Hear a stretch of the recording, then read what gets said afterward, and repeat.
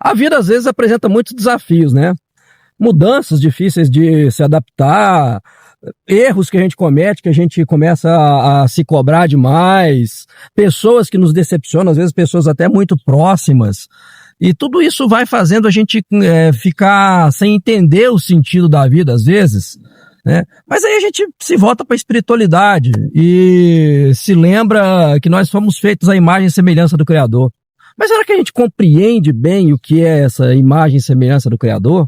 E será que compreender melhor isso, buscar a compreensão disso, nos ajuda a entender melhor os desafios da vida e assim aprender a lidar melhor com eles? Eu te convido para ficar um tempinho aqui comigo e pensar a respeito disso. Talvez influenciados pelas belas artes do Renascimento, em especial a criação de Adão no teto da Capela Sistina, nós imaginamos um Deus à nossa imagem e semelhança.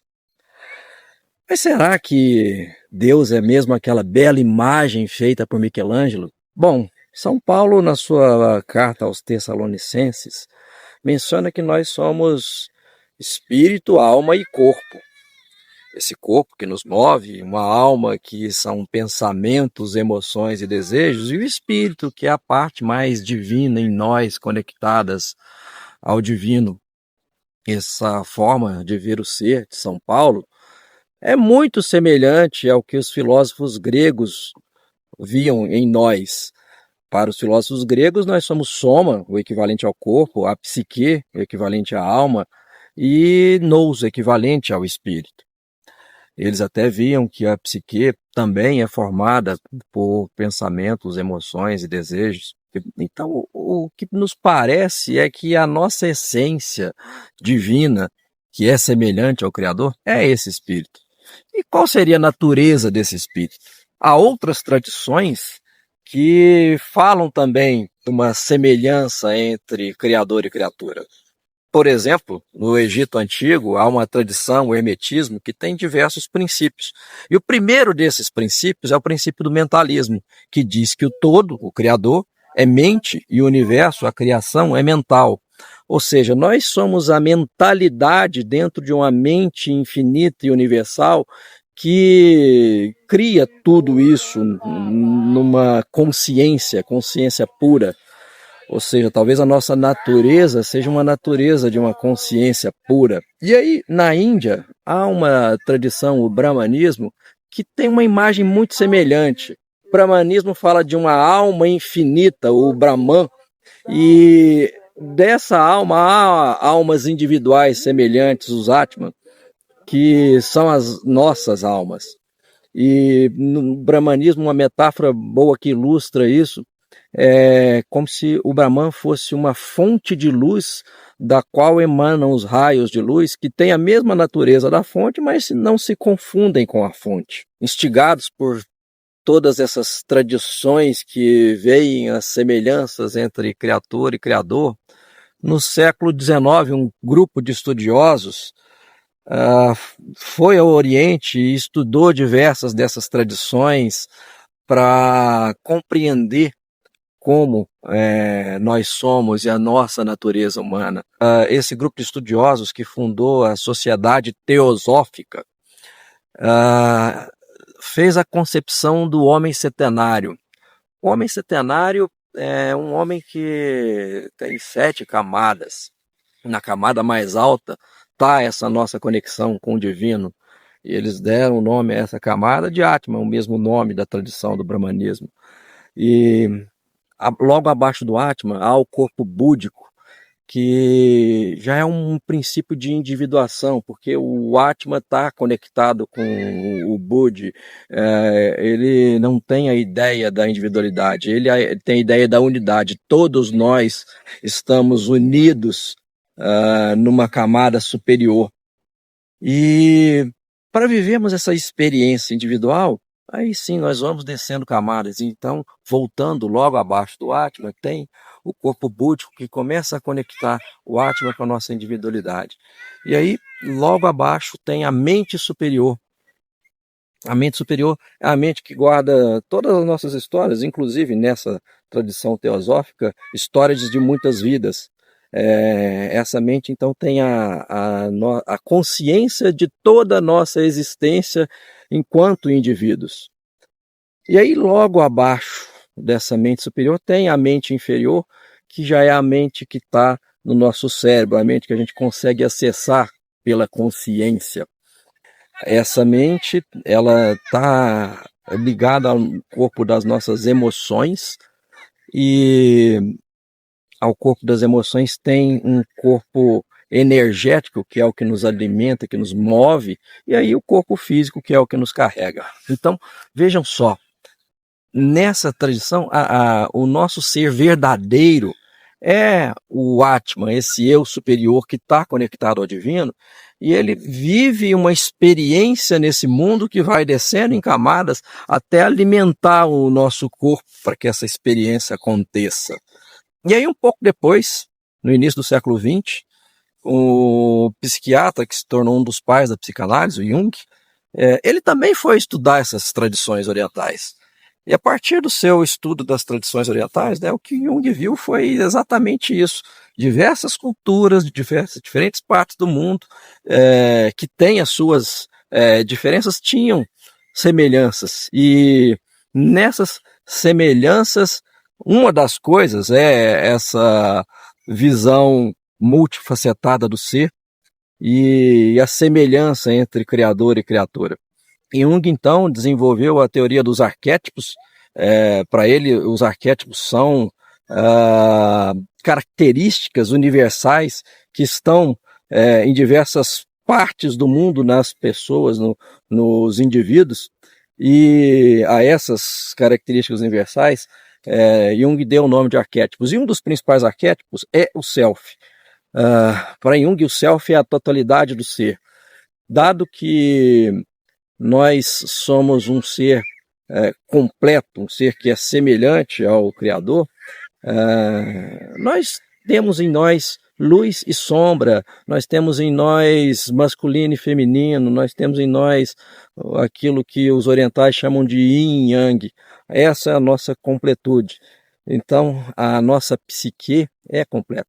E nós não percebemos isso porque nós estamos em contato com o nível consciente, aquela mente inferior da constituição do corpo septenário. Mas no nosso inconsciente há essa percepção da nossa completude do ser.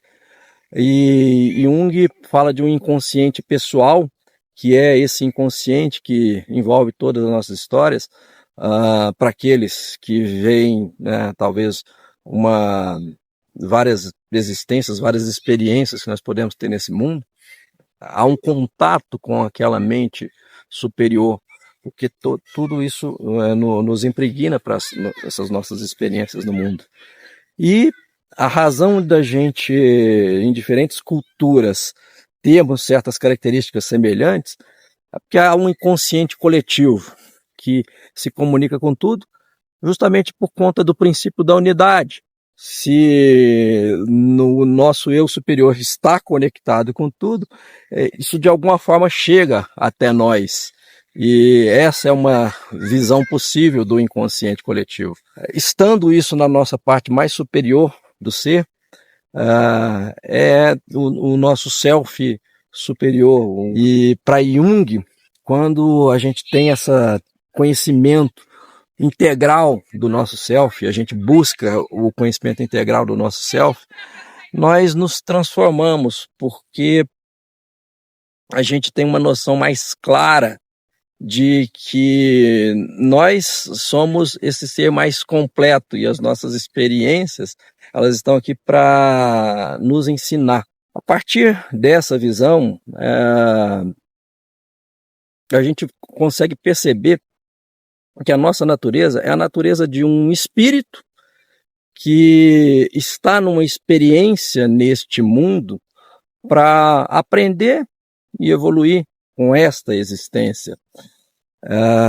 E aí a gente tem uma melhor noção do quanto as coisas são passageiras, o quanto a nossa experiência neste mundo é apenas um momento da nossa existência. Essa visão maior do ser, eu chamei de supra-self, que seria a parte mais superior do self. Essa parte que é conectada com o divino, que tem em tudo e em todos.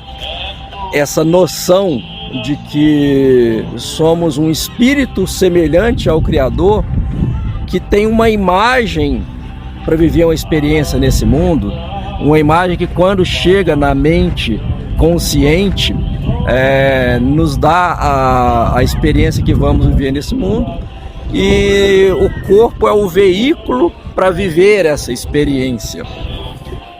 Ter esta consciência nos permite ter muito mais clareza para viver as questões que o mundo nos apresenta. Olhar para os desafios como oportunidades de aprendermos, de evoluirmos com eles.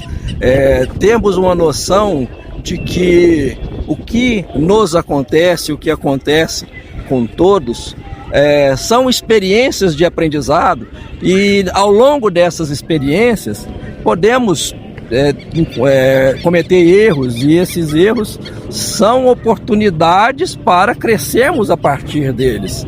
E aí nós desenvolvemos muito mais facilmente o sentimento da compaixão por si e do perdão pelo outro, porque nós entendemos que tudo acontece para evoluirmos, e com isso nós vamos desenvolvendo uma capacidade maior de resiliência e de lidarmos com a vida como ela é, e não da forma como nós pretendemos que fosse, porque no fim das contas, primeiro, nós não temos controle sobre o que está fora de nós, e segundo, o que acontece conosco é tudo uma escola. É por isso que existe o ditado popular de que a vida é uma escola.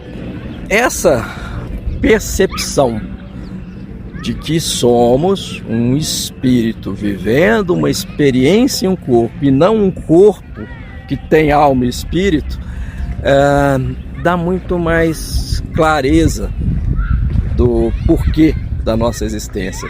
E a partir daí a gente pode começar a encontrar um propósito maior para a vida, uma razão maior para viver, que, segundo os estudiosos, desde da filosofia grega até os dias de hoje, com a psicologia positiva, dizem que é a fonte da verdadeira felicidade, da felicidade plena, que o filósofo grego Aristóteles chamava de eudaimonia, a razão de viver.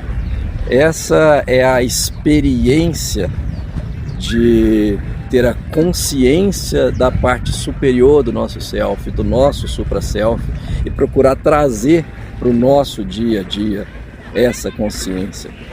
É daí que vem o meu entendimento que o conhecimento completo do self, da sua inteireza, é a revelação daquilo que viemos ao mundo para ser. E viver com uma consciência de que nós temos um eu superior, um supra-self, nos transforma, porque a gente começa a mudar os nossos padrões de comportamento. E as formas de se conseguir isso, elas se dão principalmente através da mente, porque a mente é a parte, na verdade não a mente, mas o cérebro é a parte do nosso corpo que está mais em contato com a mente. Na mente que tudo é criado. As coisas acontecem primeiro na nossa mente, na nossa criação, e depois o veículo para executar aquilo que é concebido na nossa mente é o corpo. E por isso que o conhecimento da neurociência é a parte do corpo que se conecta mais diretamente com essa mente que está mais próxima da nossa natureza superior. E a psicologia, ela explica muito o funcionamento da mente, e a filosofia nos dá uma lente para ir conectando esse funcionamento da mente com a espiritualidade, que é a parte mais elevada do nosso ser. E daí ter esta leitura completa nos dá uma noção de contato com o Criador muito mais clara, porque não se torna mais aquela fé meramente dogmática e ritualística, mas uma fé que compreende o que somos, o que viemos a este mundo para realizar e o que é a nossa semelhança com o Criador e o porquê dessa imagem que temos para viver essa experiência no mundo. Daí vem toda essa interpretação dos fatos da vida a partir das lentes da neurociência, da psicologia, da filosofia e da espiritualidade, e a noção de que no self, no autoconhecimento profundo, está a revelação, e no supra-self, nessa noção da nossa interconexão com tudo, com todos, com a unidade que há no universo, a transformação que muda as nossas vidas e que pode ajudar a mudar a vida das nossas irmãos nessa jornada da criação. E aí, como você enxerga essa visão da nossa semelhança ao Criador e da imagem que temos? Por favor, compartilha comigo o que você acha. Se quer refletir mais, salva esse vídeo para ver mais vezes. E se achou interessante compartilhar com alguém, compartilha. No self, a revelação. No supra-self, a transformação.